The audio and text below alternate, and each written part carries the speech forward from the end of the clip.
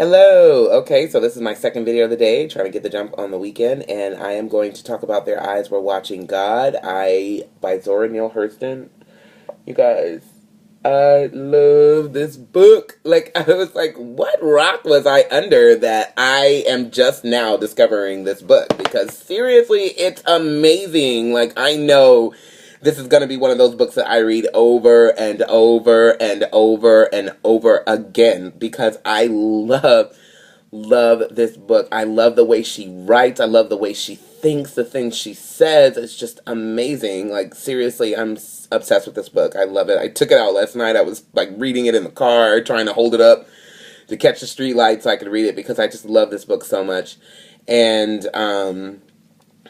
it's just an amazing book. It has so many jewels of quotes that I am just obsessed with this book. I love it, I love it, I love it. And the thing that I don't want to say I don't like about it, it makes it challenging. First of all, I find it odd that non-black readers like this book. Not because, just some dumb racial reason, but for me as a black person growing up around black people, reading, I understand pretty much what they're saying because it's written in sort of a black dialect. So they speak very strangely, so to speak. But because I kind of grew up around black people, it's very easy for me to read it. It's almost like I don't want to say like Ebonics or like a second language, but it's just like a dialect of English. And so it's easy for me to, or relatively easy for me to understand. But the grammar Nazi in my brain is like having a hard time with this, processing it. So there's times when I'll read it and I'll be like, oh my gosh, I'm just going to translate it in my head, so that way I can understand it because we grew up in a, black area around black people, but my mom is a grant writer, so she has excellent grammar, excellent diction. She's very articulate. My dad is like super smart, so he was very articulate also, and he read a lot and stuff. So my sister and I speak very well, and even my friends would make fun of me when I was in high school and say, you talk like a white girl, and which is actually really insulting, but because it's very possible for black people to speak normally. However, so that part of me is having a hard time with the language in the book because I'm just like why are they talking like this? So, but I do understand, and so I'm able to understand the book, but it is a challenge for me. So, to read those parts. But, anyways, I really, really, really love this book, and it's just so good. It's so good. Like, it's just a really, really good book. And I'm gonna read some of the quotes that kind of stood out to me. And this is like the first book that I'm reading that I'm going through with a highlighter and a pen, and I tried to do that. I started to read Les Miserables, but I didn't finish it, but that one has some really, really good quotes in it too.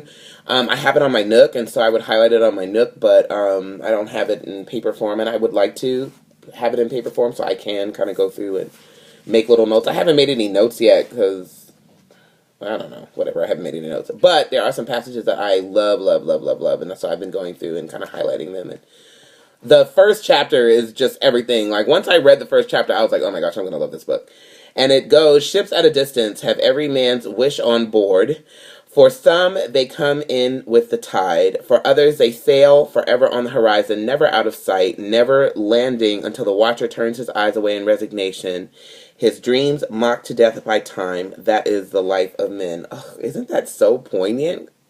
That's amazing. Amazing. When I read that, I was just like, oh yeah, I'm gonna love this. So, oh gosh, there's just so many good parts of this. An envious heart makes a treacherous ear. And I was just like, oh my goodness. And this one, I was like, this is gonna be my new mantra. Like, I'm gonna tattoo this on my forehead. She said, if God don't think no more about him than I do, they's a lost ball in the high grass. I loved that. And she was talking about people in the neighborhood that were sitting around kind of talking about her.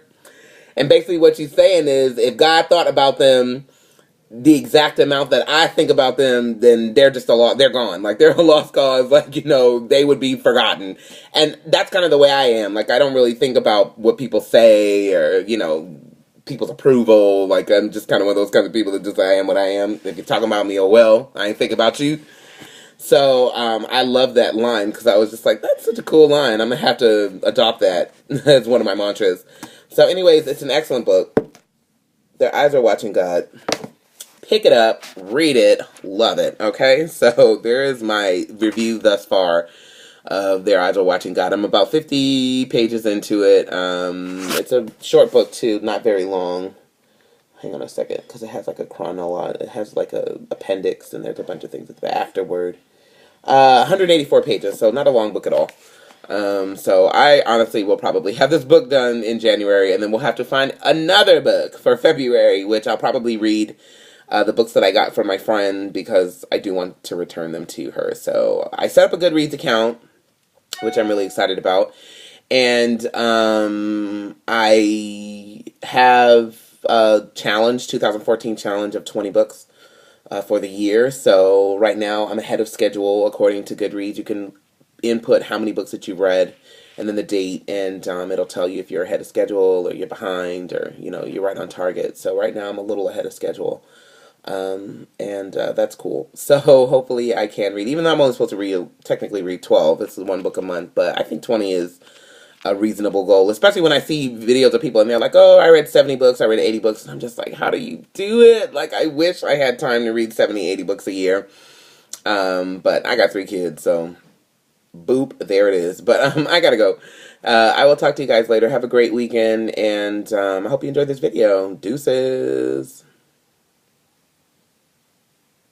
Oh, I hate it when that happens. I pressed the thing and then it didn't go through. So I'm sitting there looking like a dodo.